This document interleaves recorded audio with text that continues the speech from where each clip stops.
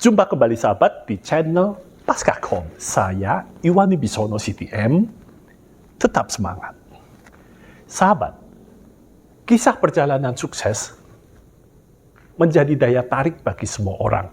Apalagi konglomerat seperti Bill Gates, Warren Buffett, Jack Ma, sungguh luar biasa untuk kita ikutin dan menjadikan inspirasi. Mereka sukses bukannya setiap tahun atau setiap bulan, atau setiap minggu. Mungkin juga mereka sukses setiap saat, mereka selalu menggapai sukses-sukses yang baru. Sahabat, perjalanan sukses dimulai dari sahabat mempunyai tujuan atau goal. Tujuan itu penting, sahabat, karena tanpa tujuan bagaimana dapat dikatakan sukses pada akhirnya. Setelah sahabat menentukan tujuan, tentu saja ada batas waktu.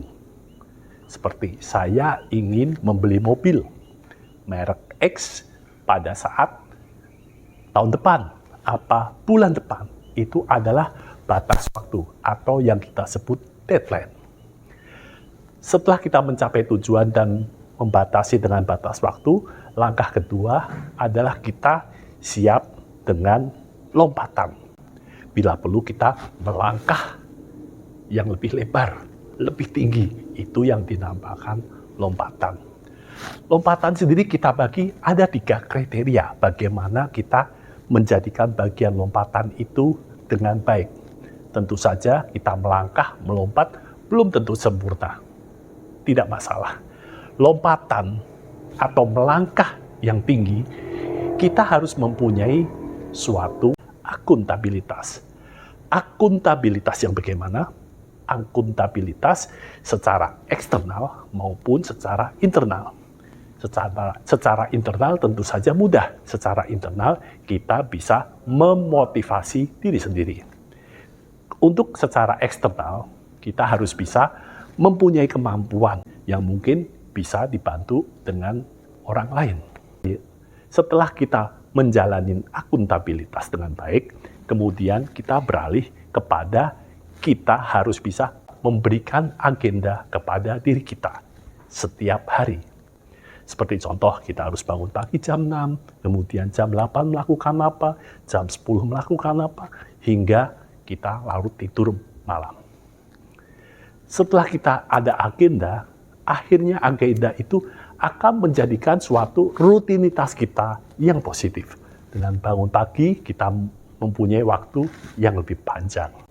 Dengan berolahraga, kita mempunyai kemampuan fisik yang lebih fit dan prima.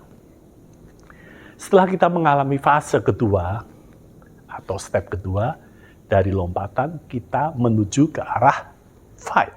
Perjuangan tentu saja membutuhkan pengorbanan. Pengorbanan waktu, pengorbanan tenaga, dan pengorbanan uang mungkin apabila kita ingin mencapai suatu tujuan yang membutuhkan awalnya diawali dengan uang. Dalam fase perjuangan atau fight ini, yang pertama kita harus memberikan citra diri yang positif. Yang kedua, kita harus bisa membedakan mana bagian besar atau yang kita sebut uang besar, mana yang disebut uang receh atau yang kita sebut uang kecil. Asumsinya seperti ini, jadi uang besar itu seperti kita awalnya melakukan hal-hal yang besar dulu.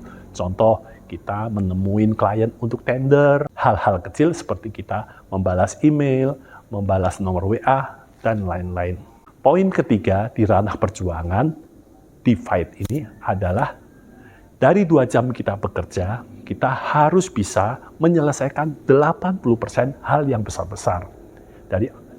Dari bekerja yang 2 jam itu, kita akan menyelesaikan proporsi yang besar-besar. Sehingga setelah 2 jam kemudian, baru kita bisa memberikan kontribusi yang kecil-kecil. Tetapi tenaga dan awal dan konsentrasi kita awalnya kita berikan kepada porsi yang besar-besar. Setelah kita mengalami perjuangan, kita kemudian akan melangkah kepada yang dinamakan climb. Jadi kita mulai merangkak ke atas.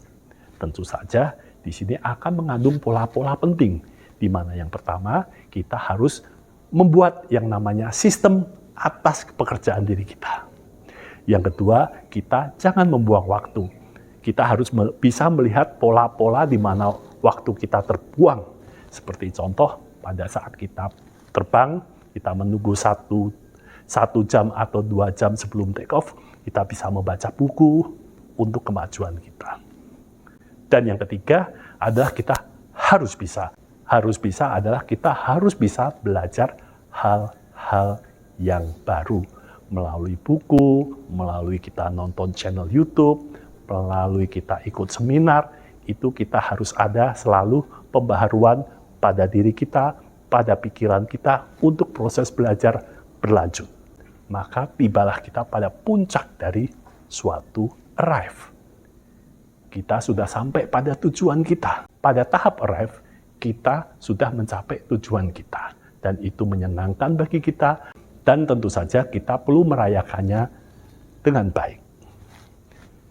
Sahabat, itulah proses cerita perjalanan sukses. Sahabat bisa renungkan, bisa sharing ke teman-teman, bisa sharing ke sahabat, bisa sharing ke keluarga. Terima kasih sahabat atas atensinya. Sekian, sampai jumpa.